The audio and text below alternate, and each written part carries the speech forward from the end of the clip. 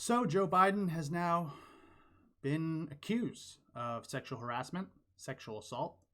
The hashtag on Twitter, unendorsed Biden, is trending, or at least it was earlier today. This is a interesting moment. It's not being covered a whole lot by the media because everyone's focused on global pandemic. I mean, if you're going to be accused of sexual assault, I don't want to make light of this, but I guess the best time to defend against one of these kinds of claims would be during a global pandemic. But it is being picked up on other media sources online. This quote is in a piece that was on the Federalist. It is being covered, so it's only a matter of time before this makes it into mainstream media outlets. So again, Joe Biden should be presumed innocent, just like Brett Kavanaugh should have been presumed innocent. The right of every American to be presumed innocent. It's not just something that we use in our court system. It's what we should all try and live by, right? Just because someone's accused someone of doing something doesn't mean that that accusation alone should be what destroys them, right? Because we've seen over the years so many false accusations, false and unproven accusations against high-profile people, basically levied for political purposes. So this is you can read this here. I'm not going to read it out loud. I've kept this up so people can read it if they want. It's really, really disgusting stuff. And again, Joe Biden should be presumed innocent, but it's really hard to support Joe Biden when this was his opinion when Brett Kavanaugh was being confirmed. That when a woman alleges sexual assault, presume she's telling the truth. As much as he deserves the presumption of innocence, I will say he's guilty of being a complete hypocrite because all of his surrogates are out and about trying to discredit this woman, trying to basically tamp this down.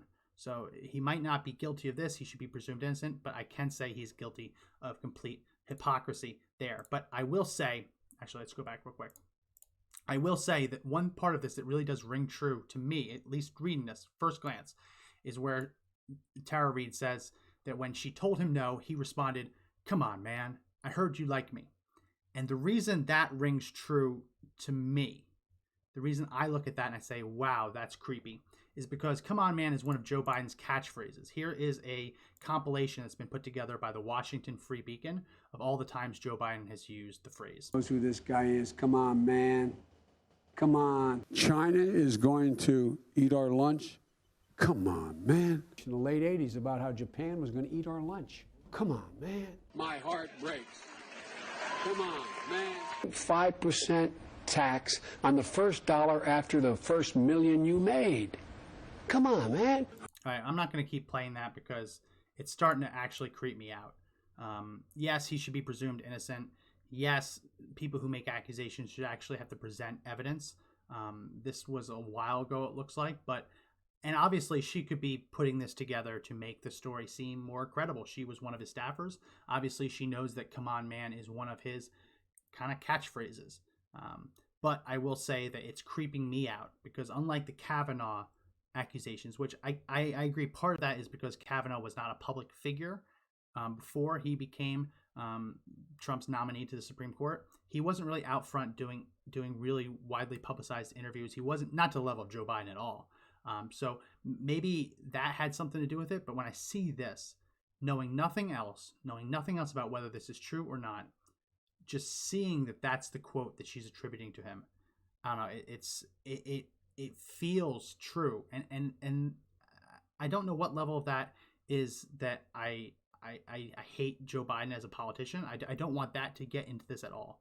But when I see that, and I've seen that Free Beacon, I've seen all the other times Joe uses the phrase, it creeps me out.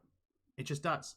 And obviously, Joe Biden's going to need to answer for this. He's going to need to answer questions, right? No, he shouldn't be thrown in prison. No, he shouldn't be dragged off the ticket just over this one accusation. But they are piling up. More and more women are accusing him, not to this extent, but they are accusing him of sexual harassment. This is the one case that I know of right now that actually alleges sexual assault, rape. So I don't know if this is real, but the fact that they use the phrase "come on, man," it really does creep me out. So let me know in the comment section below. Do you believe this woman? Right? Does this ring true to you? And should Joe Biden be able to just ignore it.